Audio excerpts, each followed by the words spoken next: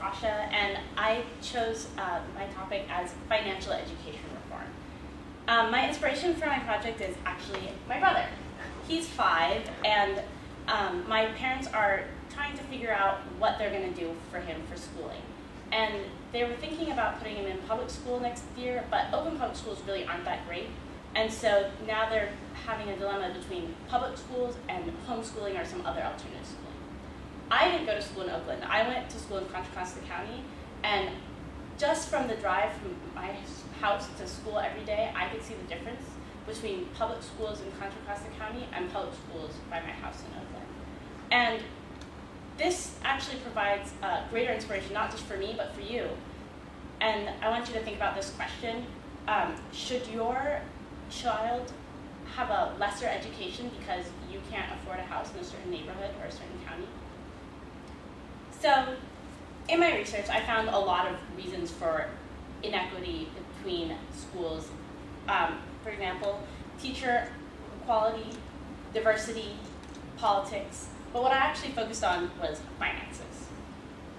In my research, I found reports from people like policy analyst Jason Richwine for the Heritage Foundation that say that there is equal finances between schools in America because the government is spending about the same amounts on schools schools everywhere. And in fact, they spend more money on schools with more disadvantaged people.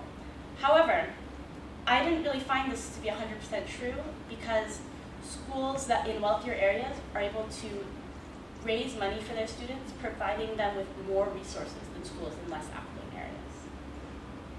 In my presentation, I want to show how the past status quo has influenced present inequalities and how it's our job to change the future of education reform. So let's take a look at what happened in the past. In my research, I watched this documentary called First to Worst, and it shows in 1978, this man, Howard Jarvis, led a tax revolt in California.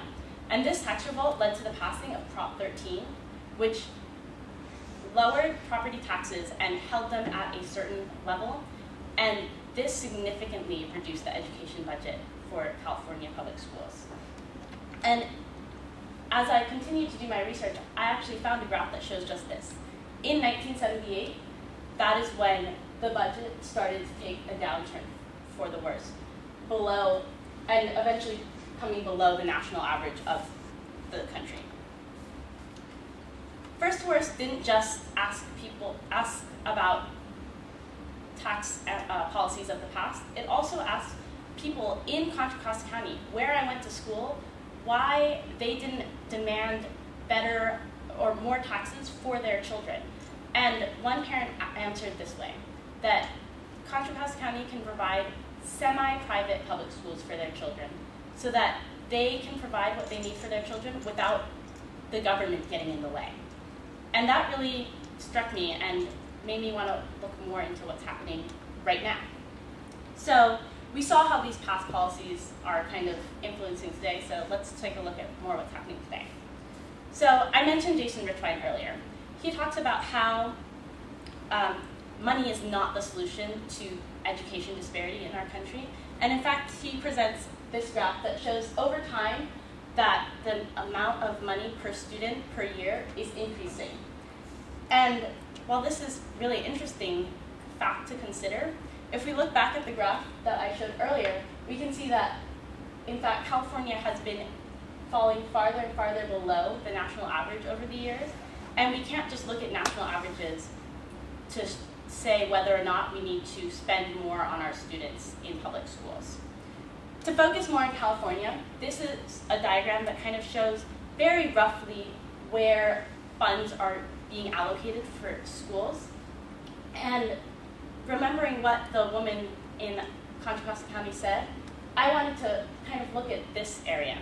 The local funds that are gathered by donations and by fundraising within wealthy communities that are able to give students there more resources for their education.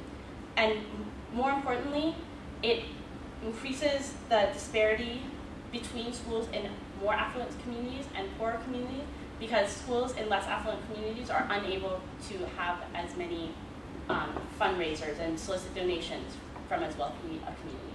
And I'm going to talk about this a little bit more later as well. Something else that we have to remember that happened is that Prop 30 passed this year. Prop 30 was a California proposition that prevented billions of dollars in tax cuts for public schools. However, it didn't really address the issue of inequality between schools in wealthy communities and schools in less wealthy communities. And so it really just seems like a short-term fix. To summarize, I looked at the way that the budget is influencing these persistent inequalities and how Prop 30, while definitely preventing a step backwards, isn't really taking us into a new area. So to really answer what we should do next, we have to look at the future. Prop 38 was also on the ballot for California this year, and it was a tax that was a lot bigger than Prop 30, which is why it failed. But the reason why it's important to consider for our future is that it was a tax that also combined non-monetary aspects to improve the financial situation for California public schools. For example, it required schools, or the money to go to schools with more students who were getting reduced. Oops. I don't know what's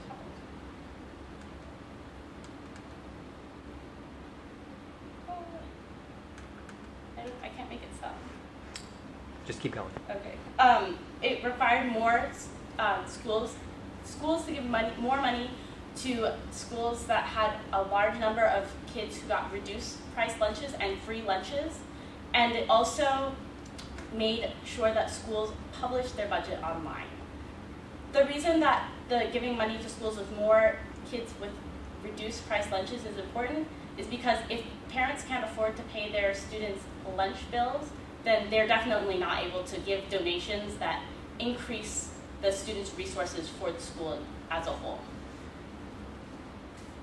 The importance of publishing budgets online is that when the proposition was written, it might seem that this isn't just good for the people understanding where the money is being spent. I actually think that it's a really good step forward because the public can see what the schools are spending and where they're getting their money from. And schools in less affluent communities can demand a change from what they have, which is a community that cannot provide for their students, to something, a way that they can provide more for their communities. And this kind of makes us think that we need to move beyond just raising taxes. And to some degree, this even addresses Jason Richwine's point that money isn't the solution. But if we remember the graph that I showed earlier, that California is very, very behind in the compared to the national average, that we have to remember that taxes are equally as important as financial reform that does not bring in more money. So one thing that I think is really important is that we need to demand change, a new focus, a focus on non-monetary aspects of financial reform as well as financial reform that is increasing taxes. Instead of just having one Proposition 38 that requires taxes and budget published online, we have a proposition that requires the budget to be published online and one that has increase in taxes, and that we take a step, this one step at a time. The problem of education reform is that it's very complex and layered, and we can't do too much at once. But small changes can make a really big difference. Thank you. Thank you, Asha.